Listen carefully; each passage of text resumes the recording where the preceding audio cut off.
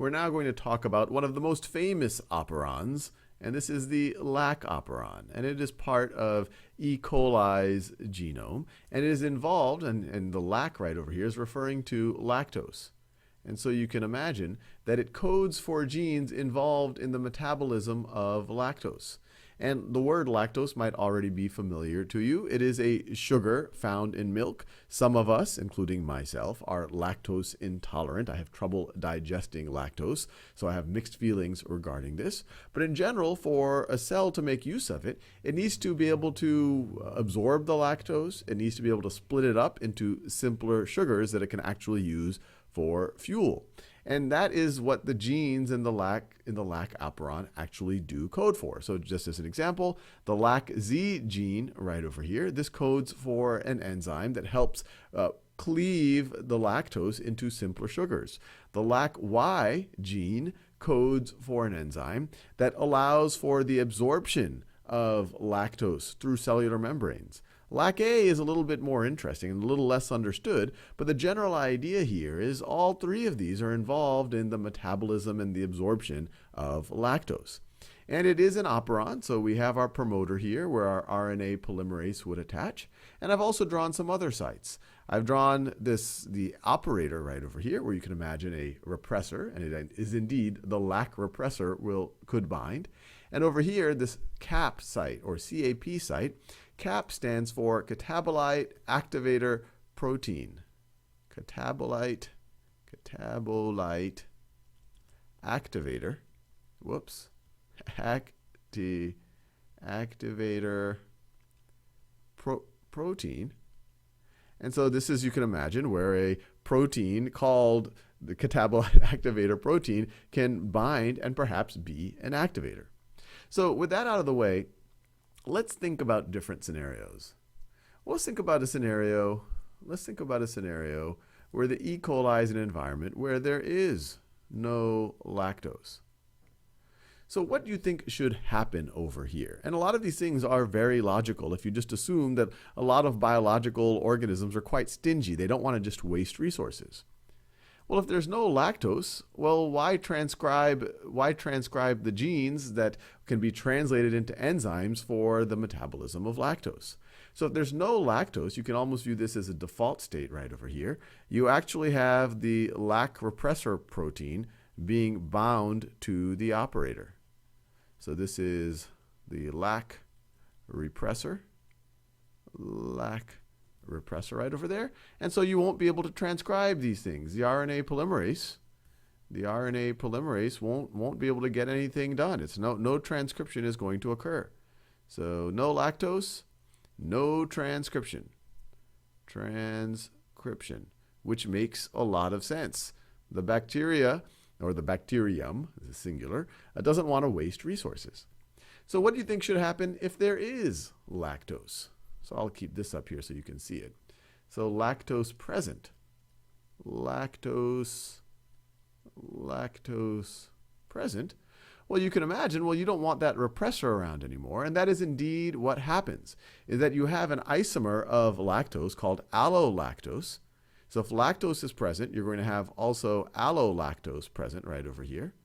And so that is allolactose, which can act as an inducer of transcription. And the way that it acts as an inducer is if it binds to the lac repressor can no longer bind to the operator site. So when the allolactose is present, it will bind to the repressor, and then the repressor is going to leave the operator site. It's not going to be able to bind as well. And so let me draw that. So in this case, the repressor, I should say. The operator is where the repressor binds. So this is the repressor right over here. You have some allolactose. Let me do that in white. You have some allolactose that is bound to it. And because of that, it's not going to bind to the operator. And since it's not bound to the operator, well, now the RNA polymerase can actually transcribe these genes. And that's valuable because by transcribing these genes, we are going to be able to metabolize this lactose. So lactose present, you have transcription. transcription occurs. Now that's a very high-level, simple view of the lac operon, but there's more involved because there's other sugars, in particular glucose, which is preferred by the cell. So, whoops, I'm moving the wrong part. There you go. So let's think about what will happen in the presence of glucose and not in the presence of glucose. So let me write here. So glucose, and no glucose. Actually, let me do it. Well, I'll do no glucose first. So let's say we have no glucose. And remember, glucose is preferred to lactose. Simpler sugar. If you have glucose around, why worry about the lactose? And then here we have glucose. We have glucose around. And we could talk about both of these situations in the presence of lactose or not in the presence of lactose. But if we don't have any lactose around, then we're not going to have the allolactose around, and then you're just going to have the repressor sit on the operator, and you're not going to have any transcription. So you can, and that's going to be whether or not we have glucose. So I'm going to think about no glucose, but we do have lactose plus lactose, and in here you have glucose plus lactose. Well, the lactose part, if we have lactose around, then we're going to have the allolactose around, and we just covered this scenario. The allolactose binds to the lac repressor, keeps the lac repressor from binding to the operator, and so you have your RNA polymerase is able to actually perform the transcription. But that's not it. In a situation with no glucose, you actually are going to also involve the cap site. You're going to have an activator that's going to make this happen even more. Because if you don't have glucose around, man, you really need that lactose. And so what you have is something called, so let me draw this, the catabolite activator protein, right over here. The catabolite activator protein.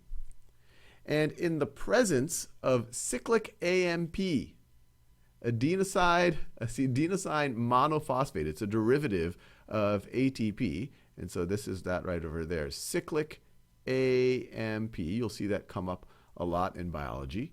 So this is the catabolite activator protein. In the presence of CAMP, and we'll talk about how cyclic AMP relates to glucose in a second, in that presence, it is going to bind to the cap site, and it is going to further activate the transcription. So in this situation, no glucose plus lactose, you're going to have even more transcription. So let me write this down. Lots of transcription. Lots of transcription. Lots of transcription. Now, I know what you're probably asking. This is what I first asked myself when people told me about cyclic AMP. Well, how does cyclic AMP relate to glucose? Well, I'm not going to go into a huge amount of detail here, but what you need to know here, and it makes sense, is that if you have glucose, so let me write it this way. If you have high glucose, I'm having trouble writing, high glucose, then that's going to inhibit the production of cyclic AMP. So low cyclic adenosine monophosphate. And if you have low glucose or no glucose, it's like a tongue twister. If you have low glucose, well, you're not going to inhibit the creation of cyclic AMP, and so you're going to have high cyclic AMP. So if you have no glucose or low glucose, we are in this scenario right over here. You're going to have higher concentrations of cyclic AMP, which can bind to the catabolite activator protein, which then acts as an activator to allow even more transcription of the lac operon, which once again, why is that important? Well, if there's no glucose or low glucose, you're really going to need that lactose. So you really want to transcribe these genes as much as possible. Now, what about the situation where there is glucose and lactose? Well, once again, if there is lactose, then you're going to have allolactose, which is going to be able to bind to the lac repressor. And by it binding to the lac repressor is not going to be able to bind to the operator. And so you do have, once again, the RNA polymerase is going to be able to transcribe. But because you have glucose present, you're going to have low, or, well, I'll just write no, all right, low cyclic AMP. And since you have low or no cyclic AMP around, well, that cyclic AMP isn't going to be able to bind to the catabolite activator protein.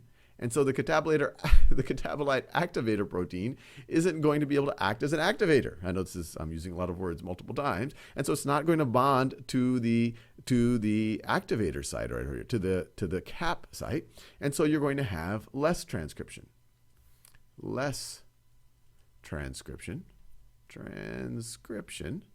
Which once again makes sense. You've got glucose and lactose around. The cell would prefer to use glucose. Simpler sugar. Why waste resources? You have plenty of energy around. Just go straight to the glucose. But if you don't have glucose around, well, then use more resources so that you can digest the lactose.